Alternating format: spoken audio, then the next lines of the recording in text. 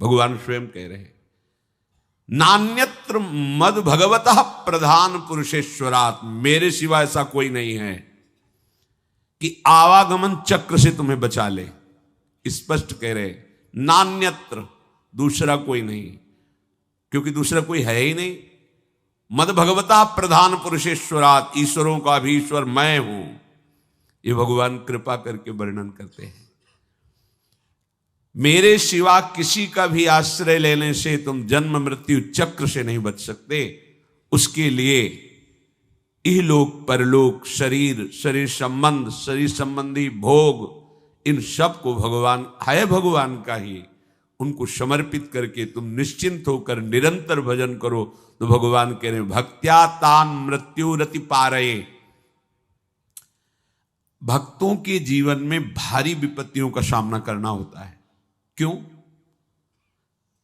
पापियों को तो ऐसा नहीं देखा जाता जैसा भक्तों को विपत्ति, क्योंकि इनका आखिरी जन्म है, अनंत जन्मों का हिसाब पूरा करना है। इसीलिए लोग डर जाते हैं कि भक्त होते हुए इनको इतना कष्ट, इनकी इतनी विपत्ति, तो मेरे तो आचरण ही ऐसे नहीं, जब इनके भजन का प्रभाव इनको सुखी नहीं कर सकता तो मेरे को क्या सुखी करेगा। तो ये अज्ञान है। भक्त को जो सुख प्राप्त है और प्राप्त होगा वो त्रिकाल में किसी अन्य साधना वालों को भी प्राप्त नहीं होता। फिर विषयी पुरुषों की तो बात है, तुम उन्हें सुख समझ रहे हो। जो अच्छे से अच्छे पदार्थ खाने के बाद 6 घंटे के बाद मल बन जाता है, चाहे जितना सुंदर पेय हो, मूत्र बन जाता है। और ऐसे थैले में, ऐसे शरीर में राग करना, ऐसे शरीरों में सुख भोग करना, कौन सी बुद्धिमानी है? कौन सा सुख है जो तुम्हें तृप्त कर पाया अब तक? महाभाग्यशाली जन है जो विवेक का आश्रय लेकर इस व्यवहार प्रपंच को करते हुए निरंतर भजन परायण, जिसका जीवन भगवान में समर्पित है, ऐसा चमत्कार प्रकट होता है आंतरिक। ये बाह्य मायाकृत है, वो किसी साधना से नहीं, क्योंकि साधन पक्ष भी देखा, कृपा पक्ष भी देखा। जब किसी भक्त का किसी परिवार में अवतार होता है, अवतरण होता है, जन्म होता है, तो वहां विध्वंस लीला प्रारंभ हो जाती, विनाश लीला। इससे प्रायः संसारिक लोग समझने लगते हैं बड़ा अमंगल हुआ। जैसे गोस्वामी जी का प्रादुर्भाव हुआ तो प्रादुर्भाव होते ही मां पधार गए। मतलब इतना प्रबल कृपा वपु भक्त है कि प्रकट होते हुए इस माता को परम पद में, एक दिन के लिए भी अब मृत्यु लोक में नहीं रहना, तुमने मुझे जन्म दिया सीधे परम पद में। संसार क्या देखता है? जन्मते ही मां को खा गया। संसार का स्वरूप अलग है।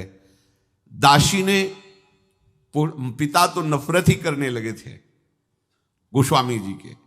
जब दासी ने धाय मां ने पाला, वो भी पधार गई।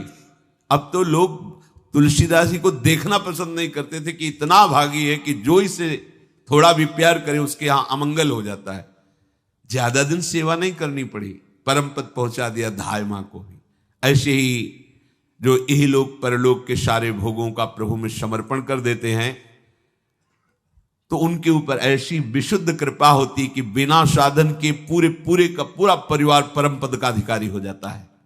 एक महाभागवत अनन्य भक्त श्री चंद्रहास जी महाराज, उनके पावन चरित्र का अपने लोग श्रवण करते हैं। इससे भक्ति बहुत घनीभूत होती है। भगवान व्यास देव जी ने इस महान पावन चरित्र की रचना करके फलस्तुति में लिखा है, जो चंद्रहास जी के चरित्र का श्रवण और मनन करेगा उसके हृदय में हरि चरणों में अमोघ प्रीति हो जाएगी, अनन्य भक्ति हो जाएगी। चंद्रहास जी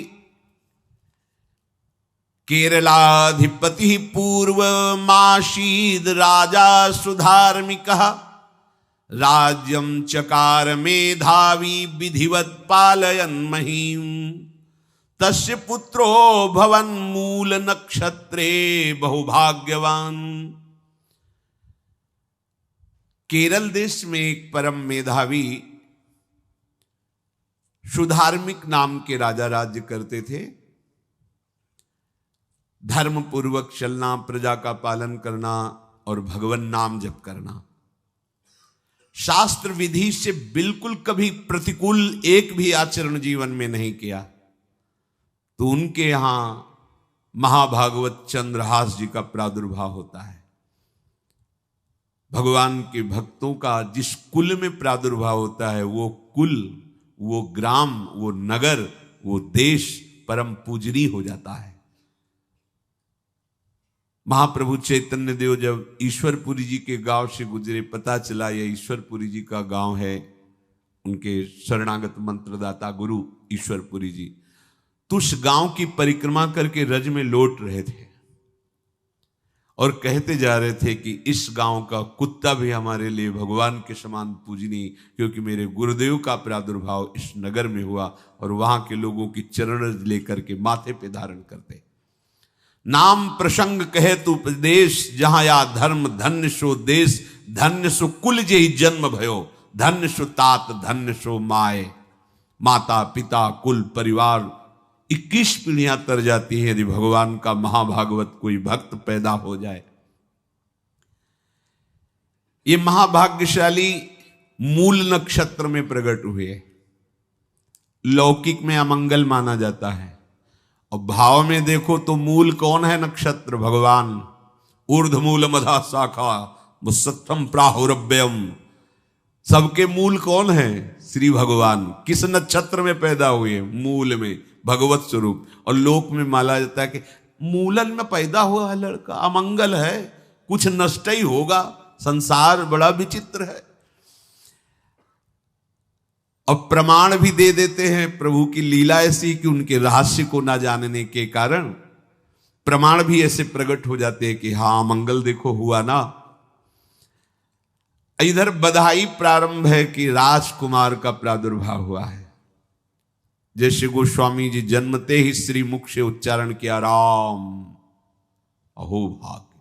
बालक रोते हैं, गोस्वामी जी रोए नहीं थे, प्रकट हुए तो बोले राम। चंद्रहास जी प्रकट हुए तो बोले कृष्ण। जैसे बालक रोता है ऐसे उनकी आवाज में निकला कृष्ण कृष्ण। बड़ा आनंद हुआ सुधार्मिक राजा को कि हमारे कोई महाभागवत पधारा है, क्योंकि ये भजन करके पूर्व जन्म में ऐसी भागवती की स्थिति प्राप्त की कि अबोध अवस्था में ही श्रीमुख से कृष्ण नाम निकल रहा है। आनंद उत्सव मनाया जा रहा है। राजा है, राजकुमार प्रकट हुआ, और दूसरी बात वो स्वयं भक्त हैं और भगवान का ऐसा भक्त जो जन्म लेते ही कृष्ण नाम उच्चारण किया। ये आनंद ज्यादा दिन टिका नहीं। रोज बधाइयां हो रही, आनंद उत्सव मनाए जा रहे। शत्रु पक्ष के राजाओं ने मिलकर कहा यही अवसर है, आक्रमण कर दिया जाए और केरलाधिपति का सब पूरा महल घेर करके कोई एक भी न बचने पावे। शत्रु पक्ष के राजाओं ने घेर लिया। हुतो एक नृपता के सुत चंद्रहास भयो, परियों विपत्ति धाई लाई और पुर है। राजा को दीवान ताके रही घर आन बाल, आपने समान संग खेले रस ढुर है। भयो ब्रह्म भोज कोई ऐसोई संयोग बन्यो, आए वे कुमार जहां विप्रन को सुर है। बोली उठे सबे तेरी सुता को जो पति है, हुओ चाहे जान सुन गयो लाज घुर है। आसपास से राजा और सैनिकों ने घेर लिया। अब वो असावधान थे, आनंद में पुत्र हुआ है, बधाइयां, कोई संभावना ही नहीं थी। गुप्त रूप से शत्रु पक्ष के राजाओं ने आक्रमण करके घेर लिया। अब राजाओं की कई सेनाएं और इनकी असावधानी पूर्वक आनंदमयी वृत्ति में कोई पहले से पता हो तो तैयारी करते, तत्काल आक्रमण को रोकने का प्रयास किया पर असफल रहे। इनके सैनिक भी मारे गए, राजा भी मारे गए, राजमहल को घेर लिया गया, कोई भी एक भी बच के न जाने पावे। तो राजमाता जिनसे चंद्रहास जी का प्रादुर्भाव हुआ था, उन्होंने धाय मां को कहा कि मेरे पुत्र को बचाने में तुम समर्थ हो, मेरे तो प्राण नहीं बचेंगे, अगर ये लोग नहीं मारते तो मैं अपने पति के शव के साथ सती हो जाऊंगी। पहले ऐसी धार्मिक निष्ठा माताओं बहनों में होती थी कि धाय मां ने विचार किया कैसे बचा सकती हूं, आसपास तो सब सैनिक घेरे हुए हैं। तत्काल उसने विचार किया कि अगर हम इनको राजकुमार की तरह ले जाती है तो हमें भी मारा जाएगा और इनको भी मारा जाएगा। देखो कितनी विपत्ति जन्म लेते हैं।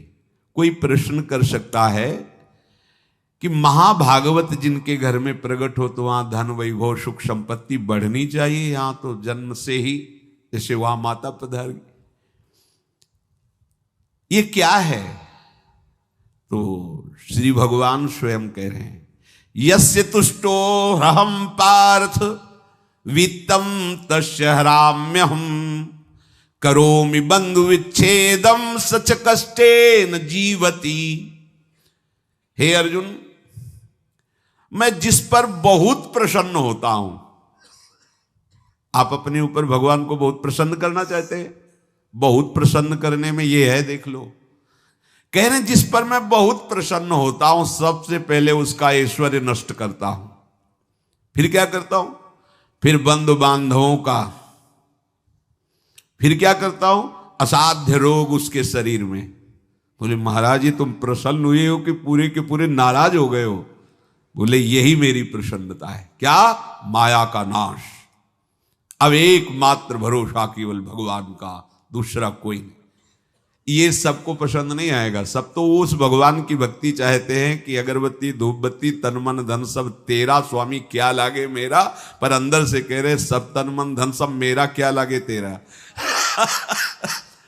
ऐसे तो चलेगी भक्ति। लेकिन कई बार सत्संग में पीछे धाम में कहा था कि भगवान को रिझाकर लोक मांगोगे तो चैन से रह लोगे, और अगर उनसे प्यार करने की बात मन में ठानी कि बस मुझे केवल आपकी आंखों में आंखों को मिला करके जीवन व्यतीत करना है, मुझे और कुछ नहीं चाहिए, तो फिर लाडले आपको दुशरिहा का कोई आश्रय रहने नहीं देंगे। ध्यान रखना, जितने दुशरिहा होंगे तो ये बर्दाश्त हो तो कदम आगे बढ़ावे। बहुत प्रसन्न हो जाओ ठाकुर हम पे, तो कह रहे यस्य तुष्टो ह्रहम पार्थ वित्तम तस्य हराम्य हम करोमि बंधु विच्छेदम सच कष्टेन जीवती। जितनी श्वासें रहेंगी भयंकर कष्ट मैं उसको व्यतीत करने के लिए दूंगा। ये दंड नहीं है, ये पुरस्कार है। अनंत जन्मों का हिसाब बराबर करके कहीं इसकी वृत्ति मेरे से हट न जाए, ऐसे घेरे में डाल के अखंड चिंतन करवा के सजयति जयति जग उच्चरे। जाको करत श्याम सहाई प्रथम वर्णो कृपा क्रम हो विषय मूल गंवाई। कुल कुटुंब बल वित्त हीनो दीन के दुखदाई। आपने को करजु लीनो आप ही अपनाई।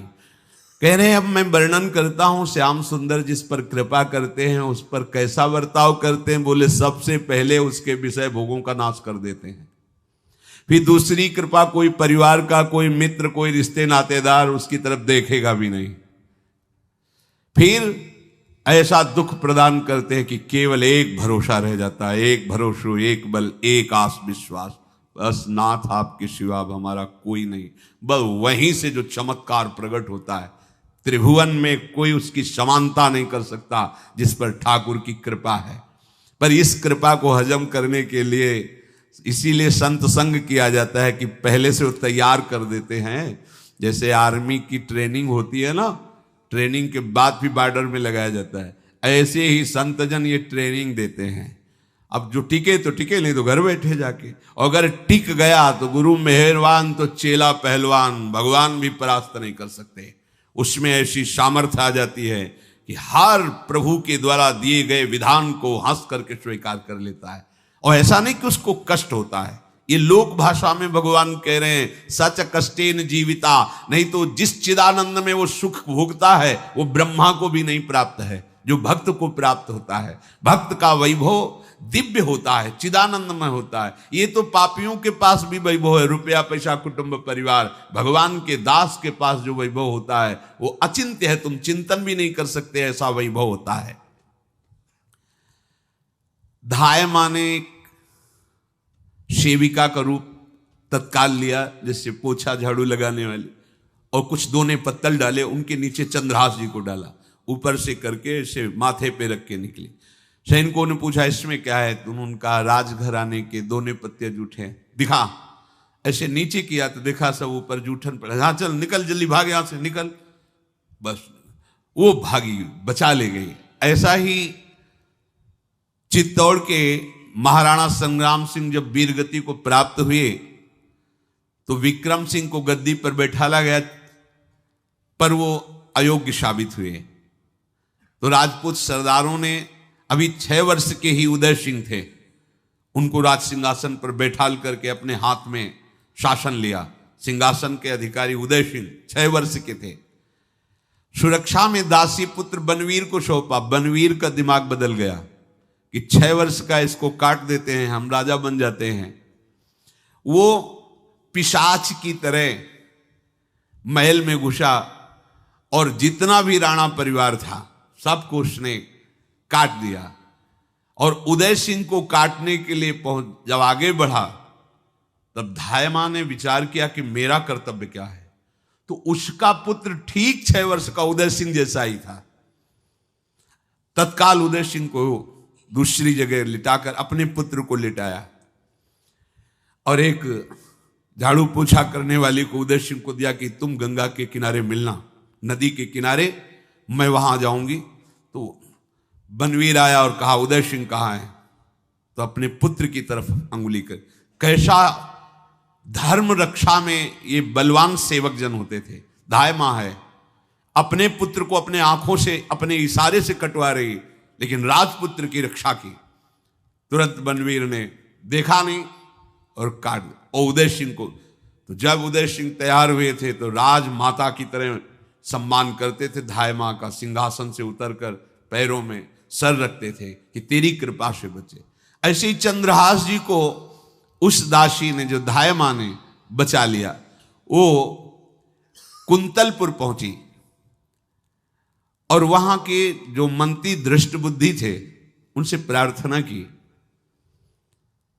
कि मैं सेवा कला में बड़ी प्रवीण हूं और ये मेरा पुत्र है, अगर आपकी कृपा हो जाए तो कुछ समय के लिए हम आपकी सेवा में, महल सेवा में रहेंगी और हमारे पुत्र का पालन पोषण हो जाएगा। उनकी परीक्षा ली गई तो राजघराने की सेविका थी, परम प्रवीण थी, पर उन्होंने ये परिचय नहीं बताया। विधि विधान से राज्य की सेवा में प्रवीण दासी पाकर उसको अच्छा लगा, ठीक है आप रह सकती है। अभी चंद्रहास जी 3 वर्ष के ही थे कि धायमा पधार गई और ये हर समय कृष्ण कृष्ण कृष्ण कृष्ण कृष्ण नाम इनके चलता रहता था। शोभर्कस्त्रयाब्दिको गौरो लक्षणैरभिलक्षितः ततः सपंचत्व मगमत्र धात्री बालम विनाशति। अब जो उनका दुलार करने वाली थी धायमा, वो भी पधार गई तो कौन उनकी तरफ देखे। पर बहुत ही गौर वर्ण, बड़े ही सुंदर।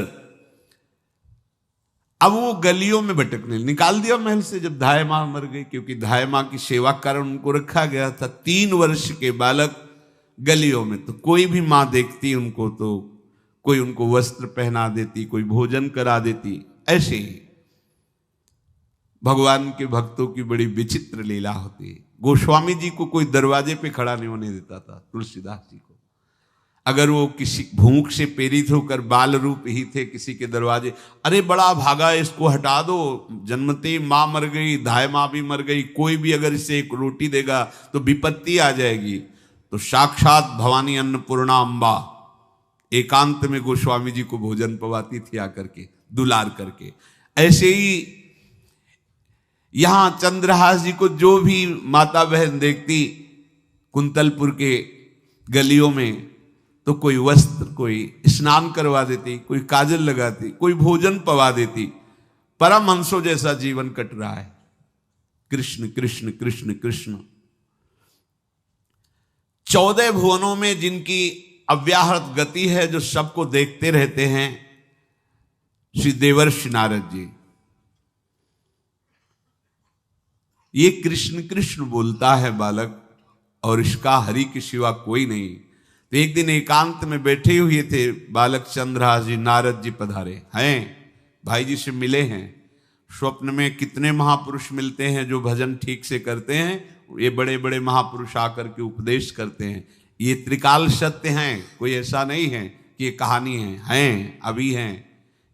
जहां आप भगवत चिंतन करेंगे तो आपको परिचय बड़े बड़े महापुरुषों का मिलने लगेगा। नारद जी आए तो देखा आंख बंद की हुई चंद्रहास जी कृष्ण कृष्ण कृष्ण कृष्ण कृष्ण ऐसा उच्चारण कर रहे। त्रिकालज्ञ सर्वज्ञ नारद जी ने देखा कि ओहो, इतना छोटा बालक और कृष्ण कृष्ण बोल रहा है। नारद जी ने स्पर्श किया दुलार करते हुए, सुनो आंख खोलो। आंख खोल के देखा श्री देवर्षि नारद जी। नारद जी ने कहा, देखो हम तुमको एक अमोघ वस्तु देते हैं, और एक छोटी सी शालिग्राम की इतनी बड़ी शिवग्रह शालिग्राम का जो वो दिया। बोले धो के पी लेना और दिखा के पा लेना, यही तुम्हारी सेवा पद्धति है। अर्थात स्नान करा दिया और जो तुम्हें मिले इनको अर्पित। तो उन्होंने विचार किया कि धोने के लिए, स्नान कराने के लिए पात्र चाहिए, भोग लगाने के लिए पात्र चाहिए। तो जैसे कोई पान की बीड़ी नहीं, तो ऐसे कपोल में शालिग्राम को रखे रहते, कोई पात्र ही नहीं, कोई सिंहासन ही नहीं। यही धुल गए, चरणामृत अंदर जा रहा, जब पाएंगे तो यही पा लेंगे, साइड में ऐसे करके फिर निकाल के धो। यहां कपोल में रखते छोटे से शालिग्राम चंद्रहास जी। और उपदेश किया भगवान के मंत्र का। जब कोई भगवत प्राप्ति के लिए चलता है तो भगवान ही गुरु रूप से प्राप्त होते हैं, वहां तक तुम्हें पहुंचा देते हैं या उन महापुरुष को आपसे मिला देते हैं। जब कोई भगवत प्राप्ति के लिए जहां चलता है तो ये भगवान अपनी तरफ से कृपा करते हैं। ये दृष्ट बुद्धि के जो महल में धायमान ने इनका आश्रय स्वीकार करवाया था, उसके एक पुत्र थे मदन जी, वो बड़े भागवत थे। और एक पुत्री थी जिसका नाम था विषया, वो बड़ी सुंदर थी, अभी छोटी अवस्था की ही थी। मदन जी का स्वभाव था भक्तों को भोजन पवाना। जो भगवत भाव के जन होते हैं उनके हृदय में ऐसा उत्साह होता रहता है कि जो वैष्णव हैं, संत जन हैं, इनको भोजन पवाने का मतलब श्री भगवान को भोजन पवाना। भक्तमाल में भी वर्णन है कि जैसे गर्भवती मां को आप कुछ भी पवाओ तो बालक की पुष्टता अपने आप होती है, ऐसे संतों के हृदय में भगवान विराजमान प्रगट रूप से हैं। जब हम संतों को भगवत भाव से भोग पवाते हैं तो साक्षात भगवान ही पाते हैं। और मदन थे भगवत भाव के, तो उन्होंने बुलाया बड़े बड़े भक्तों को और ब्राह्मणों को। जब ब्राह्मण और भक्त पा रहे थे तो खेलते खेलते चंद्रहास जी भी वहीं चले गए और उन्होंने भी वहां प्रसाद पाया। अब बड़े बड़े ब्राह्मणों में एक ज्योतिषाचार्य थे। दृष्ट बुद्धि जी ने हाथ जोड़कर प्रणाम किया और अपने परिवार को प्रणाम करवाया और कहा, यह हमारी पुत्री है। दृष्ट बुद्धि जी ने कहा, आप इसका हाथ देकर बताइए, इसको वर कैसा मिलेगा, कैसा ऐश्वर्य होगा। दृष्ट बुद्धि मतलब दुष्ट बुद्धि, ऐसा ही था वो। पर बड़ा विचित्र खेल है, इसकी बुद्धि एकदम विपरीत और पुत्र महाभागवत। भगवान का खेल है, वो भक्ति विरुद्ध और पुत्र भागवत। उन्होंने कहा वर, ऐसे दृष्टि डाली चंद्रहास जी वहीं पार, वो है इसका वर। वो इसे धाय का एक दासी का लड़का हमारी पुत्री का वर बने। बोले शायद आपने ध्यानपूर्वक रेखा नहीं देखी, वो हम देख लिए हैं, यही है तुम्हारी पुत्री का वर। तो पर्यो सोच भारी कहा करो यो विचारी, अहो सुता जो हमारी ताको पति ऐसो चाहिए, डारो या ही मार या को यह है विचारी, तब बोली नीच जन कहो मारो ही दाहिए, लेके गए दूर देखी बाल छवि पूर, हम योनि पर धूर दुख ऐसो अवगाहिए, बोले अकुलाए तो ही मारेंगे सहाय कौन, मांगो एक बात जब कहो तब बाहिए। दृष्ट बुद्धि ने विचार किया कि एक भिखमंगा हमारी राजकुमारी पुत्री का दूल्हा बनेगा। पंडित जी को तो दक्षिणा दी, विदा किया और सैनिकों से कहा घर से निकलने न पावे बालक, क्योंकि ज्योतिष पक्की, ज्योतिष शास्त्र सत्य है पर उसका सम्यक ज्ञान होना चाहिए। भला मुझ सम्राट के मंत्री की पुत्री, वो महामंत्री हैं दृष्ट बुद्धि, और ये एक भिखमंगा कैसे हो सकता है? बड़ा हृदय में जलन हुआ, ये तो बड़ी अपकीर्ति और दुर्भाग्य का विषय होगा, इसी को मरवा डालते हैं, काम खत्म हो जाएगा। निश्चय किया और जल्लादों को बुलाया और कहा बालक जो पंगत में भोग पा रहा है इसको ले जाओ और जंगल में मार के, और इसका कोई अंग हमें काट के दिखाओ कि हम मार, मतलब पक्का मार देना है। क्योंकि वो इतने सुंदर थे, इतने सुशील थे, इतने प्यारे लगते थे कि कोई भी मारने के लिए तैयार, इसीलिए उसने शर्त रखी इनका अंग काट करके हमको प्रमाण में दिखाया जाए कि मार दिए गए हैं। ततो देवास भगवान चांडालास्तान मुमुहत, मोहितास्त्वन्त्यजा वाक्य मब्रुवन कीदृशः शिशु। चांडालों ने हाथ पकड़ा चंद्रहास जी को, ले गए।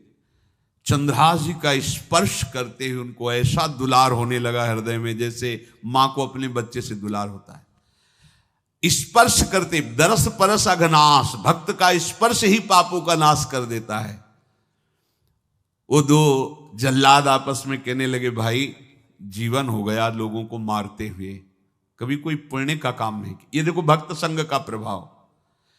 इस सुकुमार विशाल नेत्र, कैसा सुंदर बालक जो हमारे चित्त को चुरा रहा है, इस दुष्ट बुद्धि मंत्री ने आदेश किया मारने का। भला इससे क्या बिगाड़ा इनका, क्यों मारना चाहता है? देखो वैसे तो मां पापी है ही है, क्योंकि जल्लाद घर में जन्मे हैं, पूर्व जन्म के पापों के अनुसार इस जन्म में न जाने कितनों को हमने काटा है। पर पता नहीं क्या हो रहा है, मेरे हृदय में ऐसी हिम्मत नहीं आ रही कि इस बालक को मैं मार सकूं। दूसरे ने कहा फिर अगर उसको तुम नहीं मारोगे तो तुम मारे जाओगे, कुछ तो करना पड़ेगा। नहीं नहीं, इस छोटे से बालक से क्या किसी को नुकसान। एकांत जंगल में ले गए और कहा तुम जानते हो हम तुम्हें किस लिए बुलाए हैं? चंद्रहास जी बालक थे, 5 वर्ष की आयु अब हो गई थी। तो उनका मुझे पता नहीं कि आप क्यों लाए हैं। बोले हम जल्लाद हैं, तुम्हें मारने का हुक्म दृष्ट बुद्धि ने दिया है, मारना तो पड़ेगा ही तुम्हें। हमारी इच्छा नहीं कि मारें, पर हम तुम्हें अंतिम बात पूछते, तुम्हें कुछ भी पसंद हो, कुछ भी, तो तुम कहो हम तुम्हारे लिए ला के देंगे, जो तुम्हें चाहिए बोलो, पर हमें वध करना पड़ेगा तुम्हारा। तो उनका मुझे कुछ और नहीं चाहिए, बस थोड़ा सा समय चाहिए। यदि आप मारना ही चाहते हो तो थोड़ा हमारी पूजा है हम कर ले, इसके बाद मार लीजिए। आपको तो बल है, अस्त्र हैं, मैं तो बालक हूं। उनका हाँ हम तुम्हें समय देते, तुम किसी को पुकार भी सकते हो, जो तुम करना चाहो कर सकते हो। चंद्रहास जी ने कहा मुझे मृत्यु का भय नहीं, बस कुछ समय दे दे। पूरा महाभारत हो गया था, टिटिहरी के अंडे नहीं फूटे थे। वहीं एक टिटिहरी का, तो टिटिहरी एक पक्षी होती है ना, टे टे करके उड़ती है, तो उसके अंडों के ऊपर एक हाथी का घंटा हो गया, गिर गया ऐसे, सब पूरा महाभारत में सब नष्ट भ्रष्ट, वो अंडे वैसे सुरक्षित। तो जो प्रभु भारत युद्ध में राखे भरही अंड, सोई मुंह को राखे जो राखत ब्रह्मांड।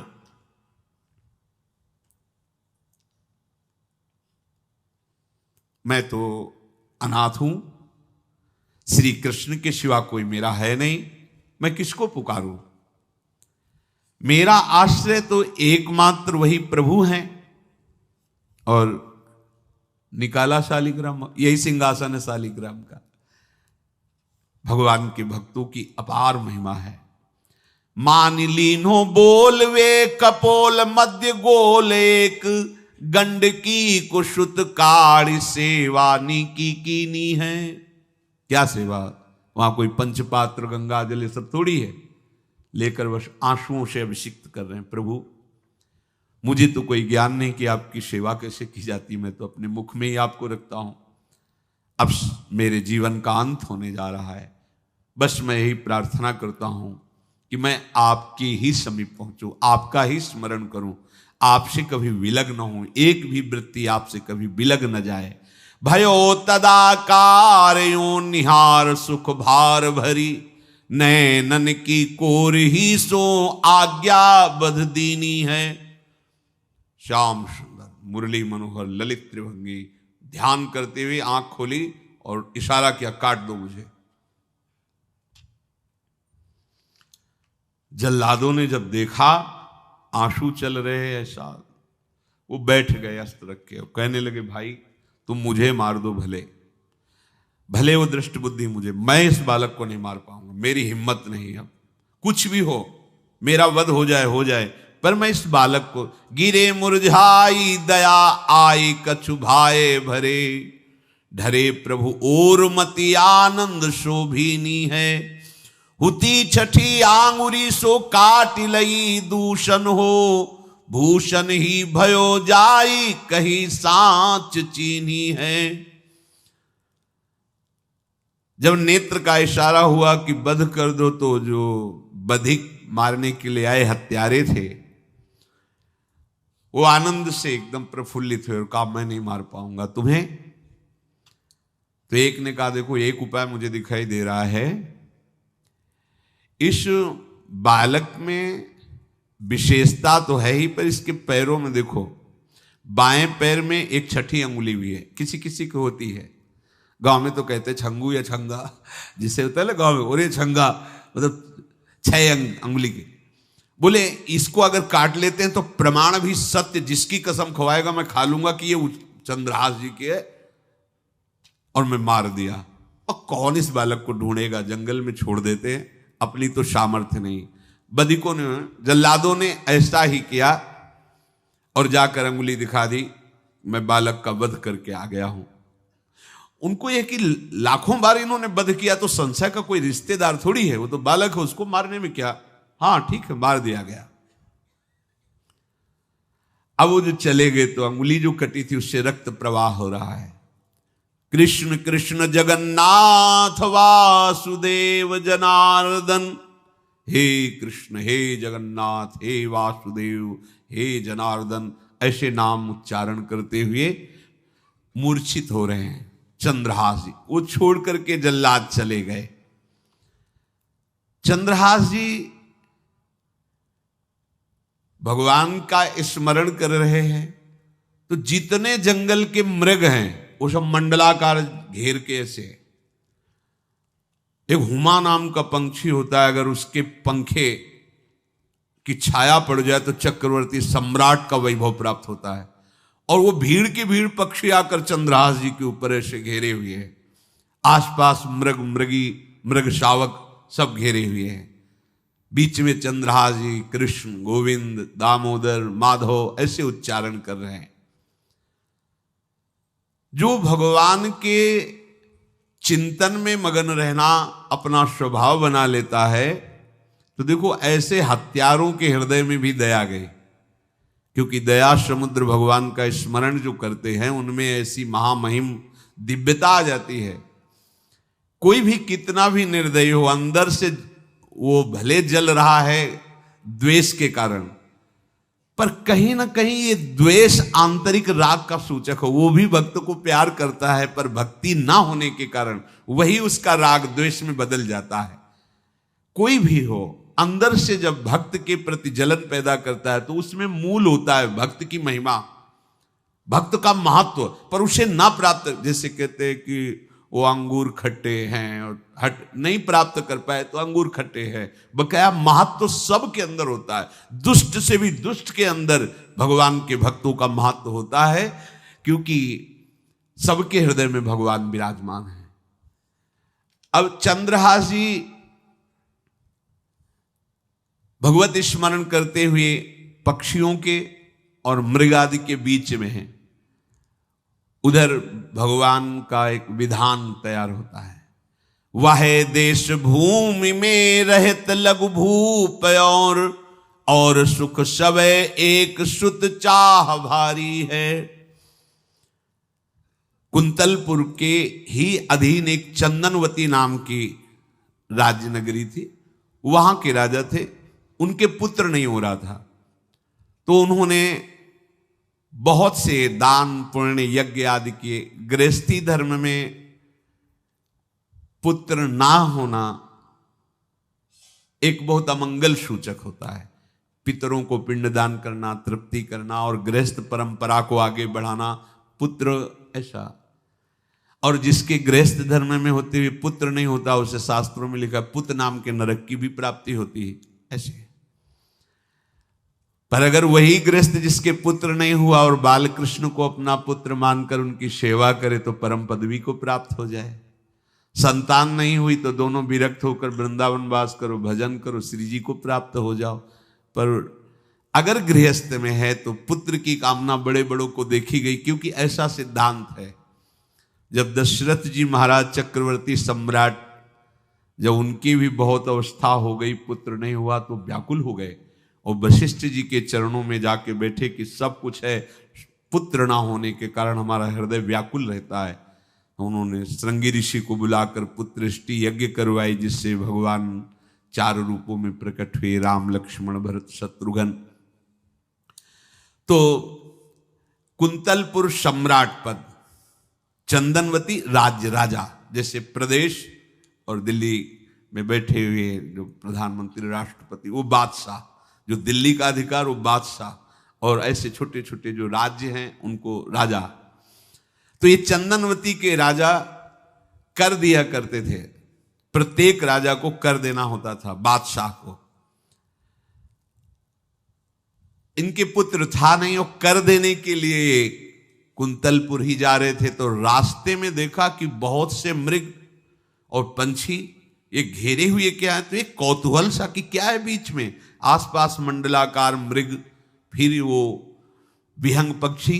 निकष्यो विपिन आनि देखी आही मोद मानी, कीनी खग छाह घिरी मृगी पाति सारी है।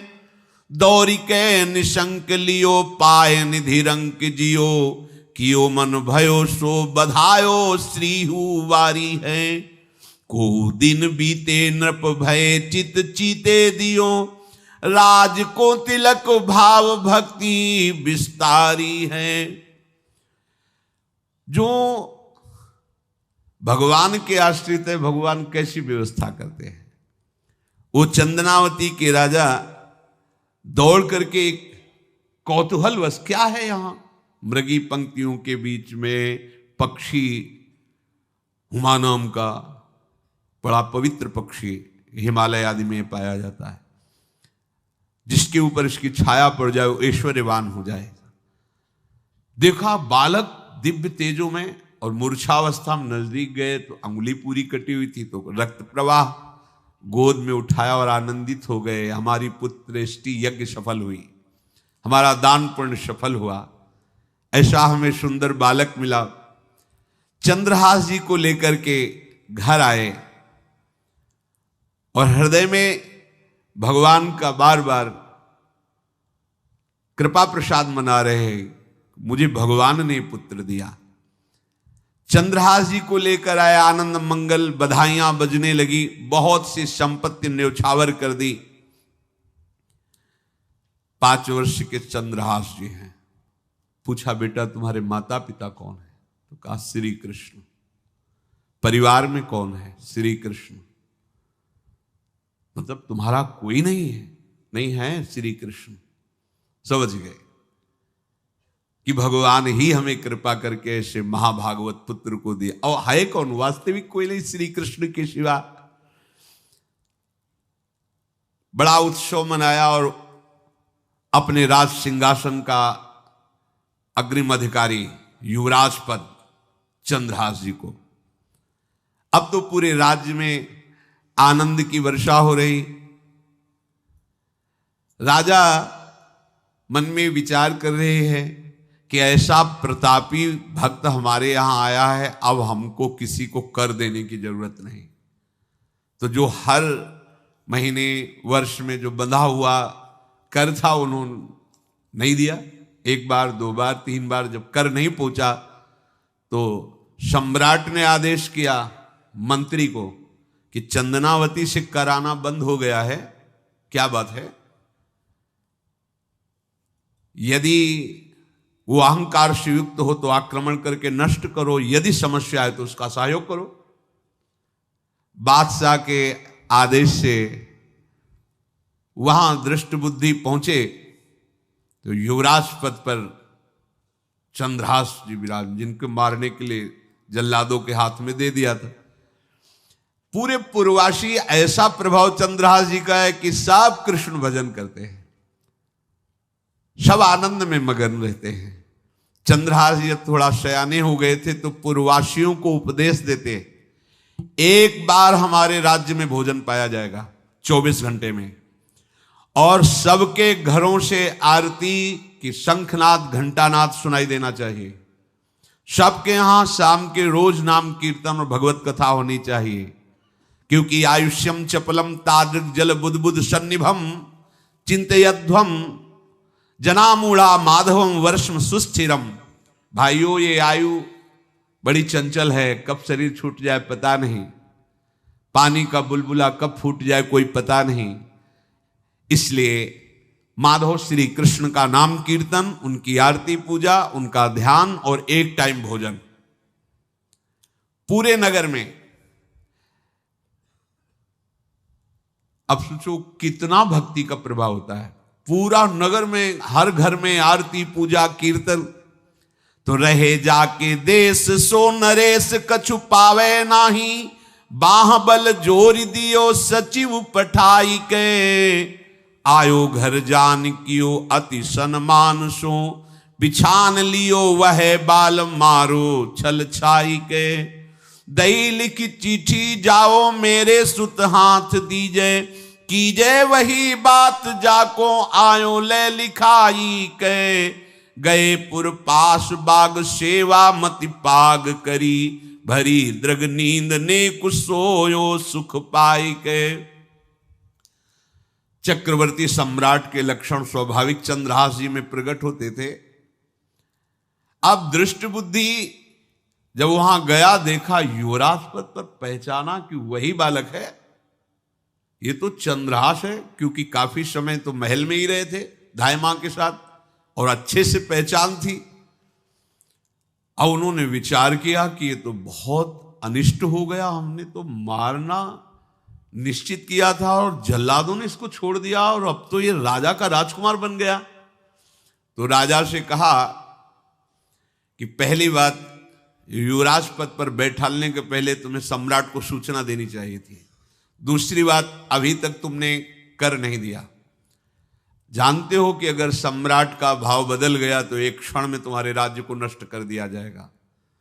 तो राजा ने हाथ जोड़कर, चंदनावती के राजा ने कहा, महाराज आप ही अब हमारी रक्षा कर सकते हो। तो उसकी दृष्टि चंद्रहास पर थी, इसको मरवाना है, क्योंकि पंडित ने बताया था यही पति बनेगा। अरे तो अब तो आनंदित होना चाहिए कि अब तो राजा बनेगा, अब तो बढ़िया है। लेकिन चंद्रहास जी को यदि आप सम्राट के पास भेज देते हैं और सम्राट निश्चित प्रसन्न हो जाएंगे चंद्रहास को देख के, तो वो तुम्हारे इस अपराध को क्षमा कर देंगे। युवराज पद दे दिया और भेंट नहीं दी, कर नहीं दिया महीनों से, तो ऐसा करो चंद्रहास जी को भेज दो। राजा ने स्वीकार कर लिया। और पहले लोग बिल्कुल धर्म से चलते थे, कहीं भी अधर्म का लेश नहीं।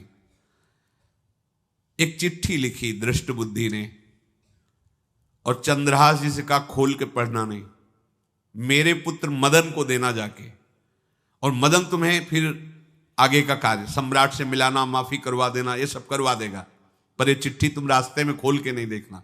और वैसे भी किसी का पत्र खोल के देखने का धर्म नहीं कहता। अगर कोई पत्र दे तो ये नहीं कि इसमें क्या लिखा है, नहीं, या तो हिम्मत नहीं है, इतनी धैर्य नहीं है तो मत लो।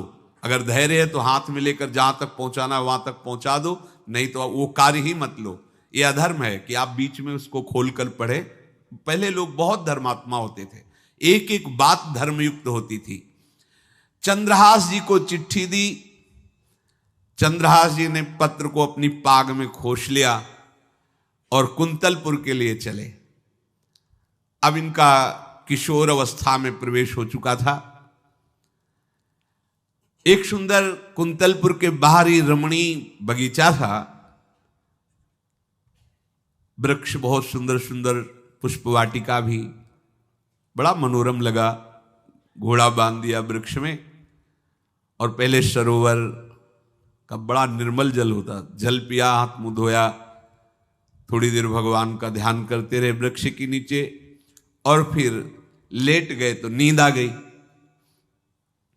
भगवान बड़े कृपालु हैं। जो भगवद आश्रित होता है त्रिभुवन में कोई उसका अमंगल नहीं कर सकता। अपनी सहेलियों के साथ दृष्ट बुद्धि की वही राजकुमारी जिसके साथ इनका ज्योतिषाचार्य ने कहा था यही पति होगा, वो अपनी बहुत सी समान वयस्क अवस्था की जो किशोरियां थी उनके साथ वो, और ये राजवाटिका थी, इसमें घूमने के लिए आई। तो घोड़ा देखा तो उसने कहा यहां किसी का घोड़ा कैसे आ सकता है, हमें लगता है कोई यात्री इसमें प्रवेश कर गया, उसको पता नहीं होगा कि राजवाटिका है। खेलत सहेलिन मो आई वाही बाग मांझ, करी अनुराग भई न्यारी देखी रीझी है। पाग मदि पाती छवि माती झुकी खेच लई, बाची खोल लिख्यो विष दैन पिता खीजी है। विषयाशु नाम अभिराम दृगवंजन सो, विषया बनाई मन भाई रस भींजी है। आई मिली आलिन में लालन को ध्यान हिए, पिए मद मानो गृह आई तब धीजी है। वो अपने सहेलियों के साथ घूमते हुए उसी वृक्ष के नीचे पहुंची जा। चंद्रहास नौ किशोर अवस्था, और जो भगवान का भजन करते हैं उनमें एक विशेष आकर्षण होता है जो साधारण आदमियों में नहीं होता। वो कैसा भी रूप हो उससे मतलब आकर्षण होता है, ऐसा लगता है इनके समीप बैठे रहे, इनको देखते रहे, इनकी बातें सुनते रहे, उनमें भगवत आकर्षण होता है। आंख मुंदी हुई शोर है, देखते ही पूर्व विधान के अनुसार उसका चित्त लुट गया। इतना सुंदर नौ किशोर अवस्था, आसपास देखा तो सखियां खेलने में लगी थी।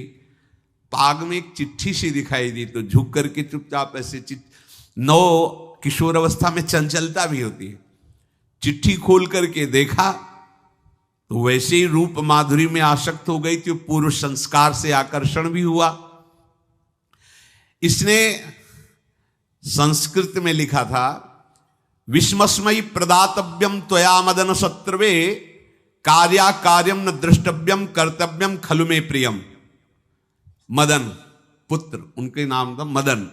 अय मदन, बिना कुछ विचार किए इसको विष दे देना जाते ही। क्या उचित है क्या अनुचित ये तुम्हें नहीं सोचना, मेरा प्रिय करना, मेरे आदेश का पालन, जाते ही से विष दे देना। पत्र उसने देखा वो पिताजी की बुद्धि खराब हो गई, ऐसे सुंदर नव किशोर को विष देने की बात लिख दी। अब उसे बड़ा दुख हुआ कि पहली ही दृष्टि में, अभी तो इन्होंने आंख खोल के हमें देखा ही नहीं, और इनको इस सोई हुई मुद्रा में देख करके मेरे प्राण समर्पित हो गए, मेरा चित्त समर्पित हो गया। चलो, जब मेरी सखियों के नाम पुकारे जाते, हेमलता, शशिकला आदि, तो मुझे चुभता था कि मेरा नाम पिताजी ने विषया क्यों रखा है। आज सार्थक हो गया, मेरा नाम सार्थक हो गया। काजल लगाई हुई थी, एक सीख से ऐसे काजल लिया, और एक संस्कृत में आ बनता है ऐसा, ऐसे, बस ऐसे कर दो तो विषया हो गया। अब उसका अर्थ बदल गया। हे मदन, उचित अनुचित का विचार छोड़कर जाते ही इसे विषया प्रदान कर दो, ये मेरा प्रिय कार्य होगा। विषय पुत्री भगवान है, जैसी हो भवतव्यता तैसी बने सहाय, आप ना आवे आप परताई तहां ले जाए। तो ओ पत्र वही खोस दिया, और ये सुख हुआ कि तो जाएंगे भाई के पास ही ना, तो घर में ही तो जाएंगे, वहां इनकी इस प्रसन्न मुद्रा में बातचीत करते हुए मैं इनको देखूंगी। ये भगवान का विधान होता है। भगवान श्री राम जब पुष्प वाटिका में पुष्प चयन कर रहे, तो श्री विदेह राजनंदनी जानकी जी की नूपुरों की ध्वनि कान में पड़ी। सावधान हो गए। लक्ष्मण जी से कहते, लक्ष्मण, आज तक मेरे मन में ऐसा नहीं हुआ, ये नूपुर और कंकन की ध्वनि मेरे मन में व्याकुलता पैदा कर रही, और रघुवंशियों का स्वभाव ऐसा नहीं है। ये किसकी हो सकती है नूपुर ध्वनि? तो बोले, भैया ये तो जनक जी का निज महल की वाटिका है, इसमें तो राज परिवार के सिवा किसी का प्रवेश ही नहीं होता। ऐसे ही बात कर रहे थे कि सामने से श्री विदेह राजनंदनी किशोरी जी जानकी जी को भगवान के पसीना आ गया माथे में ऐसा सुंदर स्वरूप। और लक्ष्मण जी से कहते, लक्ष्मण, मुझे अपने मन पे विश्वास, मर्यादा पुरुषोत्तम भगवान, मुझे अपने मन पे विश्वास है कि कभी भी इसमें हलचल नहीं, पर आज कुछ हम संभाल नहीं पा रहे। ये विधान होता है ना, जानकी जी को देख, तो ये भगवान का विधान होता है जो ऐसा पवित्र भाव वाले। अब चंद्रहास जी, ये सब कुछ पता नहीं, भगवत ध्यान में वो निद्रा में, तो उठ्यो चंद्रहास जी पास लिख्यो ल्यायो आयो, देख मन भायो गाढ़े गरे सो लगायो है, दही कर पाती बात लिखी मो सुहाती, बोली विप्र घरी एक मांझ ब्याह उभरायो है, करी ऐसी रीति डारे बड़े नृप जीती, श्री देत गई बीत चाव पार पे न पायो है, आयो पिता नीच सुनि घूमी आई मीच मानो, बानो लखी दूल्हा को सूल सरसायो। चंद्रहास जी उठे और पूछते हुए मंत्री के घर पहुंचे, और मदन ने जो ही कि चंदनावती से पिताजी ने इनको भेजा है, ये वहां के राजकुमार हैं, हृदय से लगाया। चंद्रहास जी ने कहा, आपके पिता ने पत्र दिया है। उन्होंने पत्र पढ़ा, विषमस्मयी तो विषयास्मयी, विषय तुरंत बिना विचार किए ब्याह कर दो, दे दो, क्योंकि लिखा है प्रदातव्यम त्वया मदन, अभी इसी क्षण जहां ये पत्र मिले, कहा जो आ गया, सुबह शीघ्र शुभम शीघ्र, बुलाओ पंडित को। पंडित ने कहा, भगवान की कृपा से अगला मुहूर्त है, बिल्कुल ये ब्याह का पक्का मुहूर्त है। अब तो राजघराने तत्काल व्यवस्था हुई, और वो तो पहले ही मोहित हो चुकी थी देख के विषया जी। तत्काल दुल्हन रूप उनको सजाया गया, इनको दूल्हा रूप सजाया गया, पंडित शुरू कर दिए, गणानंतो आगणपति को ब्याह हो गया। अब जब ब्याह यहां खूब धूमधाम से हो गया, तो दृष्ट बुद्धि ने सोचा कि काम हो गया होगा, विष दे दिया होगा, मर अब हम जाके संभाल लेंगे, क्योंकि राजकुमार है, कैसे विष दिया, कौन दिया, तो इस बात को हम संभाल लेंगे। जब वहां घर है तो पूरे नगर में सजावट हुई थी। बोले, भैया सजावट का है कि? बोले, महाराज आपके ही आदेश से तो है, आपने दूल्हा भेजा था, और दूल्हा भी तो ब्याह, किसने कब कहा ऐसा? बोले वो तो मदन के पास चिट्ठी रखी है। अब घर गए, मदन को बोला, बोले तुम्हारी बुद्धि मारी गई क्या? हमने पत्र में लिखा था। दिखा दिया, लिखा था हमने 20, इसमें विषया कैसे लिख गया? काजल से ऐसे, और पहले स्याही काजल की ही होती थी, तो ऐसे भगवान सब कुछ बना देते हैं। उनका पिताश्री, एक भी अक्षर आपकी आज्ञा का उल्लंघन, आपने लिखा था बिना विचार किए उचित अनुचित का हमारी आज्ञा का पालन किया जाए। विषया प्रदातव्यम मदन, मेरा नाम लेके आपने संबोधन करके, ये देखो ये लिखा हुआ है, इसमें हमारी त्रुटि क्या है? देखा तो चंद्रहास जी दूल्हा और सुंदर, अब उसका हृदय आग ले। अब तो मान जाना चाहिए, बिटिया का वरण हो गया भाई, ब्याह हो गया, अब तो गुस्सा छोड़ देनी चाहिए। पर दुष्ट बुद्धि, नाम ही रखा था दृष्ट बुद्धि, उसने कहा चाहे बिटिया विधवा रहे पर तुम्हें जिंदा नहीं रहने देंगे। ये दुष्ट बुद्धि होती है। देखो कैसे कैसे ऐसे ही होते हैं, कुछ लोग ऐसे ही होते हैं, हमारी इज्जत, फिर जेल काटता है पूरा परिवार, मार डालेंगे तुम्हें जिंदा नहीं रखेंगे, ऐसे दुष्ट बुद्धि का स्वभाव होता है। अब भाव जब बिगड़ जाता है तो फिर पकड़ में नहीं आती बात, यही समझ जाना चाहिए था। चरणों में प्रणाम करके कि अब तो तुम हमारे बेटे के समान हो, ये भी राज्य तुम्हारा, वो भी आनंद लो, अब बड़ा सुख का कार्य है। लेकिन जब नकारात्मक सोच आ जाती है तो बुद्धि कंट्रोल में नहीं रहती, वो फिर उद्दंडता करने, उसका निश्चय गलत होता है। बैठ्यो ले कांत सुत करी कहा भ्रांत, ये कहो सो नितांत कर पाती ले दिखाई है। बाँच आँच लागी मैं तो बड़ोई अभागी, ए पे मारो मति पागी, बेटी राणु सुहाई। बेटिया भले विधवा हो जाए पर इसको हम मरवा देंगे। बोल नीच जाति बात कही तुम जाओ मठ आवे, यहां को मारी डारो मोही भाई है। चंद्रहास जू सौभाग्यो देवी पूजी आओ, आप मेरी कुल पूज सदारी ती चली आई है। नजदीक गया और कहा कि बहुत कृपा हुई, आप हमारे दामाद बने, पर हमारे यहाँ की एक रीति है, हमारे नगर के बाहर जो देवी हैं उसमें लड़की का वर अकेले पूजा करने जाता है। आपको हमारी कुल की रीति का निर्वाह करना होगा, आपको जाना ही होगा। कोई समस्या नहीं, हमारे लिए तो हर देवी देवता भगवत स्वरूप है, आपके लिए हम पूजने चले जाएंगे, पूजन की थाल तैयार करो। और उधर कई बलवान सैनिकों को भेजा, देवी पूजने जो आ रहा है तत्काल उसे काट देना, किसी भी तरह बचना नहीं चाहिए, नहीं तुम सब मारे जाओगे। जो आदेश देवी मंदिर में सैनिकों को लगा दिया, जो आवे तत्काल मार देना, क्योंकि अब भेज ही रहे ना, तो नाम नहीं लिया, कहा जो आवे तत्काल मार देना, मेरा आदेश अगर बचा तो मैं तुम्हें मार दूंगा। उन राज सैनिकों ने जो बधिक स्वभाव के थे पहले से वहां लग गए। अब चलो ई करन पूजा देशपति राजा कही, मेरे सुत नाही राजवाही को ले दीजिए।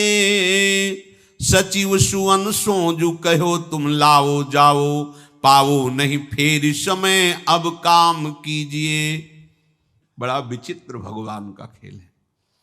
वहां के चक्रवर्ती सम्राट जो थे बड़े बड़े विद्वान और ऋषियों से बातचीत कर रहे थे। उनका महाराज अब आपका राज सिंहासन पर बैठना राज्य के लिए अमंगल होगा, ऐसा समय आ रहा है। इस समय यदि चंद्रहास जी को सम्राट पद पर बैठा दिया जाएगा तो आगे अकाल नहीं पड़ेगा और बड़ा मंगल होता चला जाएगा। ये मुहूर्त आपका राज सिंहासन पर से हटने का है, तो उनका प्रजा का मंगल हो और देश का मंगल हो, इसलिए हम बिल्कुल। मदन वहीं बैठे हुए थे। सचिव ने कहा तुरंत जाओ और जो तुम्हारे बहनोई बने हुए हैं चंद्रहास जी को लाओ। तो भागे। तो जो और सैनिक राज सैनिक थे पूछा किधर जा रहे हो? बोले वो अपने बहनोई चंद्रहास जी। बोले वो तो देवी पूजा के लिए गए। तो घर में जाके वो सीधे आगे बढ़े तो जा ही रहे थे थाल सजाकर देवी। बोले सुनो इसी समय मुहूर्त है, आपको देवी पूजा हम कर लेंगे जाके, या हम थाल लेके वहां बैठे रहेंगे, पहले सम्राट पद का वो अभिषेक करो, फिर देवी पूजा हो जाएगी, ये तो घर की बात है। और देवी पूजा मैं करके आ रहा हूं, वो देवी पूजा के लिए और वो सम्राट पद के लिए, बीच से ही दौड़े सुख पाई जाई, मगही में लियो जाए, दियो सो पठाई, नृप रंग माही भीजिए। अब जो सम्राट थे तो बहुत आनंदित हो गए, क्योंकि भगवान का भक्त तेजस्वी और बलवान शूरवीर योद्धा जो सम्राट पद पर बैठेगा तो अकाल नहीं पड़ेगा, सुख की सब प्रजा को वृत्ति प्राप्त होगी। बड़े आनंदित होकर इनका सम्राट पद पर अभिषेक हो रहा है।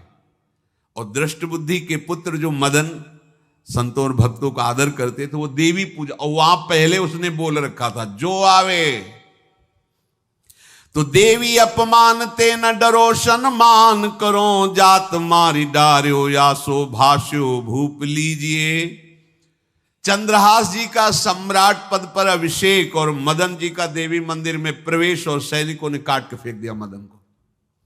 ये जो पे कृपा रघुपति कृपाल की, बैर और की कहा सरे, होई न बाको, बार भगत को जो कोई कोटि उपाय करे। गोस्वामी तुलसीदास जी लिख रहे, भगवान का कृपा पात्र जो भक्त है, किसकी ताकत है कि उससे बैर कर सके।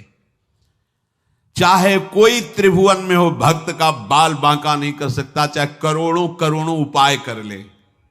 और तके नीच जो मीच साधु की, सो पामर ते मीच मरे, वेद विदित प्रहलाद कथा सुनि, को न भगति पथ पाम धरे।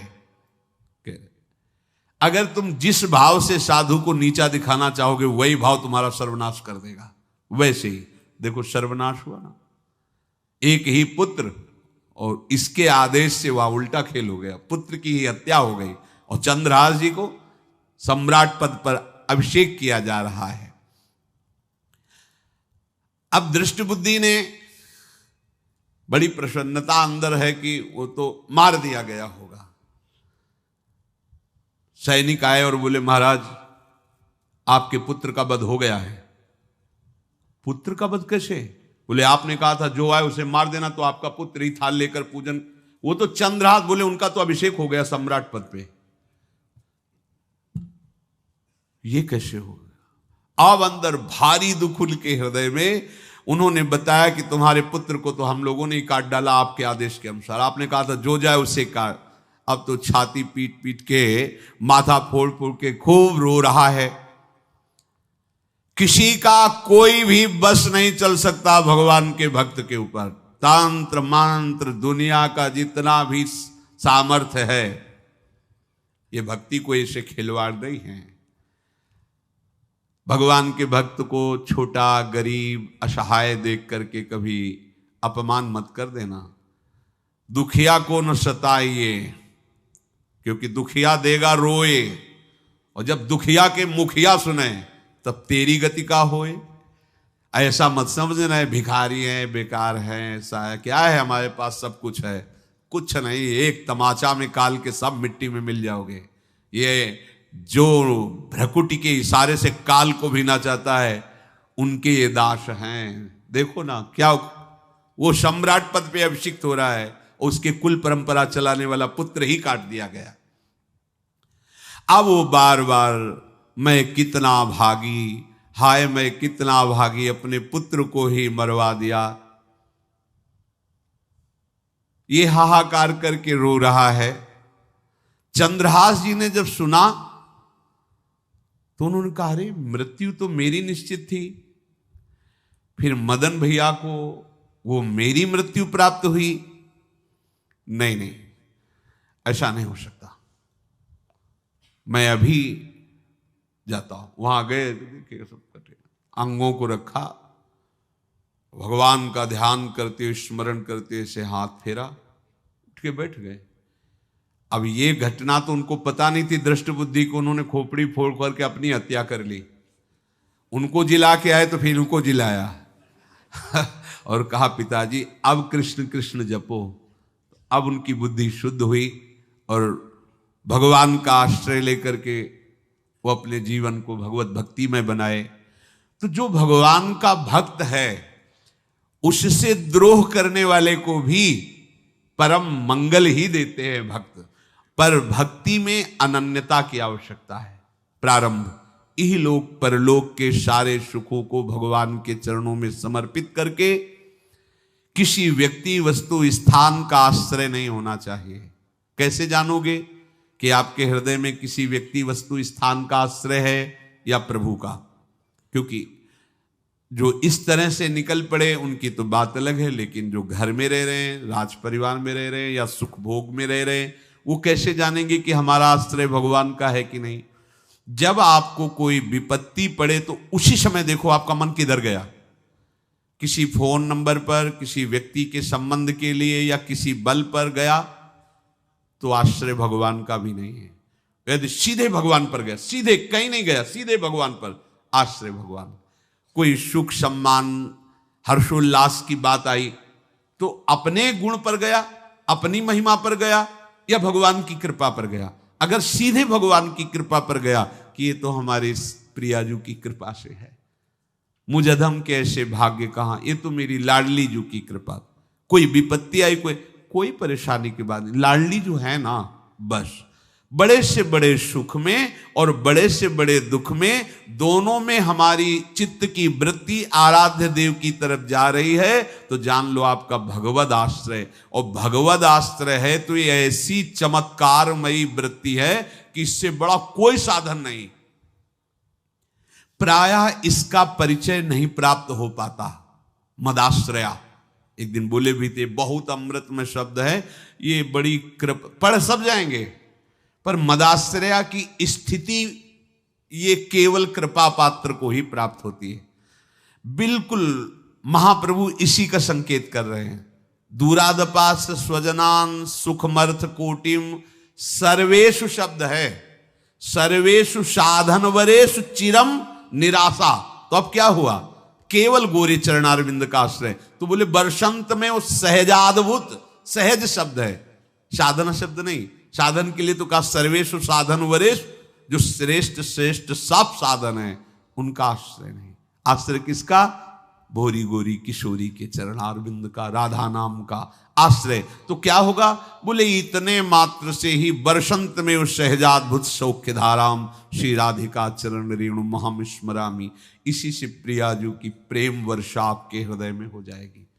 हमें केवल आश्रय पर ध्यान देना है।